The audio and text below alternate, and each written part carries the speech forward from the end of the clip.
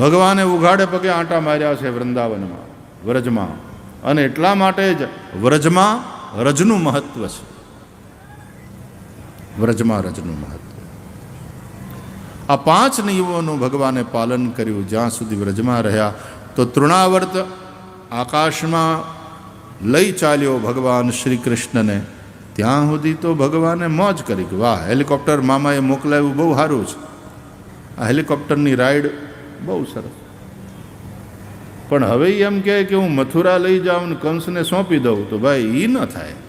11 વર્ષ સુધી મારે વ્રજ છોડીને ક્યાંય બહાર જવાનું થતું નથી. એટલે ભગવાને પોતાનું વજન વધાર્યું. એવા ભારી થઈ ગયા બાલકૃષ્ણ પ્રભુ, તૃણાવર્તથી એ વજન ઉચકાયું નહીં. એને એમ થયું કે ઉતાવળમાં જશોદાના લાલાને બદલે મોટી પથ્થરશિલાને તો નથી ઉપાડી લાવ્યો ને. ગોકુળમાં નંદજીના ફળિયામાં થોડેક આઘે એક નીલ રંગની બહુ મોટી પ્રસ્તર શિલા, પથ્થરની શિલા પડેલી. ગોપીઓની માથે લુગડા હુકવતી, અને હાંજ પડે નંદ બાબા એના ઉપર ચડીને આમ નેજવું કરીને જોતા કે ગાયું આવે છે કે નહીં પાછી ધણમાંથી. તૃણાવર્તને એમ થયું કે ઉતાવળમાં ને ઉતાવળમાં નંદના લાલાને બદલે એ નીલ રંગની પથ્થરશિલા તો ઉપાડી નથી લાવ્યો. વજન ઉચકાયું નહીં. એને એમ થયું કે હવે આને છોડી દઉં, અહીંથી પાડું, ઊંચાઈથી ફેંકી દઉં ને એટલે આ બાળક મરી જશે. ભગવાન ગળે વળગી ગયા બરાબર કે ભલા માણા, હારે આવ્યા પછી હારે જ જવાનું હોય. પાર્ટનરશિપ એટલે પાર્ટનરશિપ, આમ અધવચ્ચે છોડી ન દેવાય. ભગવાનને એમ થયું અંતે યા મતિ સા ગતિ, આવો નિયમ છે, અંતે જેવી મતિ એવી ગતિ. આ હું વિચાર કરતો હતો કે ઓલી પથ્થર શિલાને ઉપાડી નથી લાવ્યો ને ભૂલમાં, એટલે ભગવાને એના ઉપર જ એને પછાડ્યો. આપણી ભાષામાં ગામડામાં લોકો કે ફોદા વેણાઈ ગયા, એની માથે પડ્યો ને ફોદા વેણાઈ ગયા, એ મૃત્યુ પામ્યો. તૃણાવર્તનો ઉદ્ધાર થયો. ભગવાને તૃણાવર્તનો ઉદ્ધાર કર્યો. આચાર્યો એનો અર્થ કહે છે ઇન્દ્રિયોમાં રહેલા રજોગુણ અને તમોગુણનો પ્રભાવ ભગવાને નષ્ટ કર્યો. કારણ કે ગોકુલ એટલે ઇન્દ્રિયોનો સમૂહ. આંધી આવી, તોફાન આવ્યું, એને કારણે મુહૂર્તમ અભવત ગોષ્ઠમ રજસા તમસાવૃતમ. રજ એટલે ધૂળ અને તમ એટલે અંધારું, પણ બીજા અર્થમાં ગોકુલ એટલે ઇન્દ્રિય સમૂહ, રજ એટલે રજોગુણ ને તમ એટલે તમોગુણ. આપણી ઇન્દ્રિયો જ્યારે રજોગુણ અને તમોગુણના પ્રભાવમાં આવી જાય ત્યારે રજોગુણથી ચંચલતા આવે, તમોગુણથી જડતા આવે. ચંચલતા અને જડતા એ બંને ભજનની અંદર વિઘ્નરૂપ છે.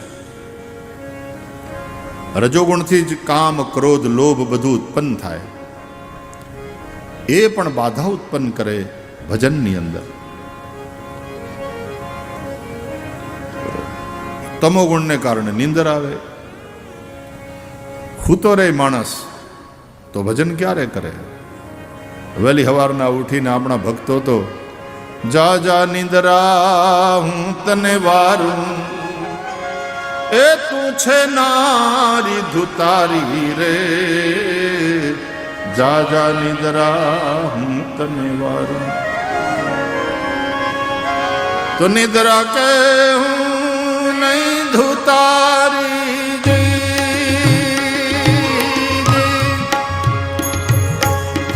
હું છું શંકર નારી રે, નિદ્રા કે હું નહીં ધુતારી,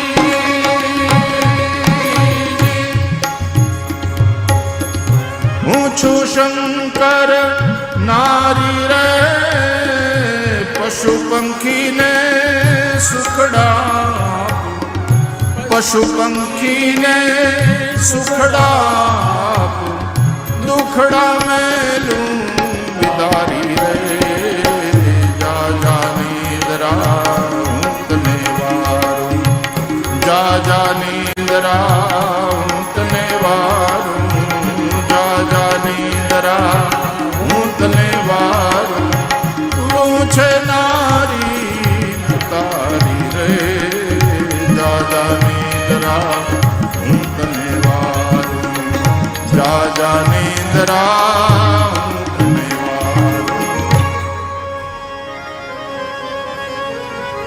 નિદ્રા એટલે તમો ગુણ. તમો ગુણના અધિષ્ઠાતા દેવ ભગવાન શંકર એટલા માટે કહે છે કે હું છું શંકર નારી રે. મારું કામ તો શું છે? થાકેલા પાકેલા પશુ પંખીને હું સુખડા આપું, હુવડાવી દઈને. આપણે ત્યાં ગામડામાં કહેવાય હુતા જેવું હક નહીં. જો બે ટાણા ખાવાના મળે ને માણસ મરી ન જાય. ઉલટાનું એક ટંક ખાવા ન મળે અથવા તો બે ટંક ખાવા ન મળે એનાથી શરીર ઉલટાનું સ્વસ્થ થાય. એટલા માટે આપણે એકાદશીના ઉપવાસનું મહત્વ છે. ઉપવાસ અને એકટાણાનું એટલા માટે મહત્વ છે. સાચી વાત એ છે કે દુનિયામાં જેટલા ભૂખ્યા નથી મરતા એટલા ખાઈને મરે છે. જીવવા માટે જમવાનું હોય છે, જમવા માટે જીવવાનું નથી હોતું.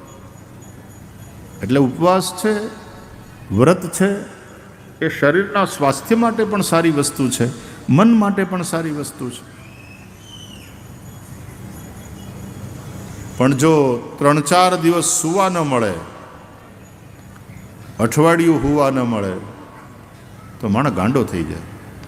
ઘણી વાર આ પોલીસે છે ને એને આમ આમ આમ આમ હાથ ન લગાડવાનો હોય ગુનાને કબૂલ કરાવવા માટે, પણ બીજું કાંઈ ન કરે તેને હુવા ન દે. અને હુવા ન દે એને કારણે એવો હેરાન થાય પછી ઓકી કાઢે બધું. નિદ્રા આવશ્યક છે. એટલે કહે છે કે નિદ્રા કે હું નહીં ધુતારી, હું છું શંકર નારી. કામ શું મારું? તો પશુ પંખીને સુખડા આપું, દુખડા મેલું વિદારી. 14 વર્ષ એને લક્ષ્મણે ત્યાગી, એને કુંભકર્ણે લાડ લડાવ્યા રે. કુંભકર્ણે એને લાડ લડાવ્યા. આહાર નિદ્રા ભયમૈથુનંચ સામાન્યમે તત્ પશુભિર નરાણામ. આ ચારેય વસ્તુ બધા જ પ્રાણીઓમાં સામાન્ય છે. આહાર, નિદ્રા, ભય અને વિષય. તો નિદ્રા પણ જરૂરી છે, સુવાનું જરૂરી છે, પણ સુવાનું છે જાગવા હાટું થઈને. જાગવા માટે હુએ નહીં, સારું ભાઈ સવારના પાછું વહેલું જાગવાનું, કામે લાગવાનું. સુઈ જાઓ, થોડો આરામ કરી લ્યો, એને આરામ કહેવાય. નહીં તો આળહ. આળહમાં આરામમાં આટલો ફેર. આરામ કરતા હોય ને થાક્યા પાક્યા, બીજાય ધ્યાન રાખે ભાઈ એને આરામ કરવા દો. થાક્યા પાક્યા, આટલા દીથી સૂઈ નથી શક્યા, એને આરામ કરવા દો. અને ઘણા આળહમાં પડે પછી માણસ પાટા મારીને જગાડે, હવે ઉઠ ઉઠ. હવે પ્રમાદ. તો નિદ્રાને પરહરી સમરવા શ્રીહરિ એક તું એમ કહેવું. રાત રહે જાહરે પાછલી ખટ ઘડી, સાધુ પુરુષને સુઈ ન રહેવું. નિદ્રાને પરહરી સમરવા શ્રીહરિ એક તું એમ કહેવું.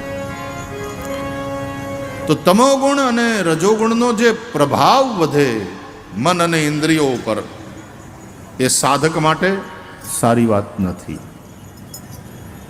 રજોગુણ અને તમોગુણની જરૂર છે,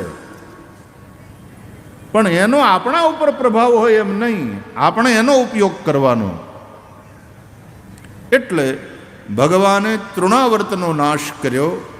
આચાર્યોએ એનો અર્થ સમજાવ્યો. ગોકુલ એટલે ઇન્દ્રિય સમૂહ, અને એના ઉપર રજોગુણ અને તમોગુણનો જે પ્રભાવ હતો એને પ્રભુએ સમાપ્ત કર્યો. એટલે ભક્ત હોય ને એના જીવનમાં સત્વગુણનું સામ્રાજ્ય, સત્વગુણનો પ્રભાવ હોય. જ્યાં સત્વગુણ છે ત્યાં શાંતિ છે, સાત્વિકતા છે. યશોદા મૈયા એટલે સત્વગુણનો સમુદ્ર. ગોરા ગોરા જશોદા છે અને સત્વગુણનો રંગ પણ ગોરો, સફેદ. રજોગુણનો રંગ લાલ, તમોગુણનો રંગ કાળો. એમ ધોળો, લાલ અને કાળો. આ તમે યજ્ઞ કરો ને ત્યારે હવન કુંડ બનાવવામાં આવે ને, યજ્ઞ વેદિકા, એના આમ 3 પગથિયા હોય, 3 સ્ટેપ હોય. તમે જોયું હશે કે બ્રાહ્મણો એ 3 પગથિયાને અલગ અલગ રંગે રંગે. સૌથી ઉપરવાળું જે સ્ટેપ છે તો એ પગથિયું નથી, લેવલ છે, એના પર પગ ન મુકાય. એ સૌથી ઉપરનું જે છે એ સફેદ રંગે રંગવામાં આવે. વચ્ચેનું છે એ લાલ રંગે રંગાય અને સૌથી નીચેનું છે કાળા રંગથી. એટલે આ કાળો રંગ એટલે તમોગુણ, લાલ રંગ એ રજોગુણ અને સફેદ રંગ એટલે સત્વગુણ. આ હવનકુંડ એટલે ત્રિગુણાત્મિકા પ્રકૃતિનું રૂપ. પ્રકૃતિ એટલે પાર્વતી, પરાંબા ભગવતી.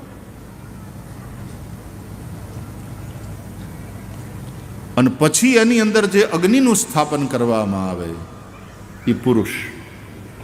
હવનકુંડ એટલે પ્રકૃતિ અને એની અંદર અગ્નિનું સ્થાપન એ પુરુષ. આ જે સંસાર છે ને એ પ્રકૃતિ અને પુરુષનું મિલન એનાથી થયું. તમારે હોમાત્મક લઘુરુદ્ર કરવું હોય, અતિરુદ્ર યાગ કરવો હોય તો આ જે હવનકુંડ છે એ પ્રકૃતિ પાર્વતીનું રૂપ છે અને એની અંદર જે અગ્નિ છે એ મહાદેવ છે. જેમ જ્યોતિર્લિંગ હોય છે, આ જ્યોતિ મહાદેવ. અને મહાદેવના મંદિરમાં અભિષેકાત્મક જ્યારે લઘુરુદ્ર હોય ત્યારે અભિષેક થતો હોય પાણીનો કે દૂધનો. અને અહીંયા જ્યારે હોમાત્મક રુદ્રયાગ હોય, લઘુરુદ્ર યાગ હોય, મહારુદ્ર યાગ હોય, અતિરુદ્ર યાગ હોય ત્યારે ઓલે પણ જેમ જલધારી હોય ને એમાં પાણી ભરવામાં આવે, એમાં થોડું દૂધ નાખવામાં આવે અને એની ધારા થતી હોય, એમ અહીંયા ઉપર ઘી ભરવામાં આવે. એ જલધારી નથી, એ ઘૃતધારી છે. એમાં ઘી ભરવામાં આવે અને એ ઘીની ધારા અથવા તો એ ઘી ટપકતું હોય. આ જે અગ્નિ છે એ શિવ સ્વરૂપ છે. હવનકુંડ છે પ્રકૃતિ પાર્વતીનું રૂપ છે. આપણે ત્યાં કર્મકાંડ છે સાહેબ, એનું પણ વિજ્ઞાન છે. એમને આ બધી વિધિઓ નથી બનાવવામાં આવી, એની પછવાડે ઋષિઓનું વિજ્ઞાન છે.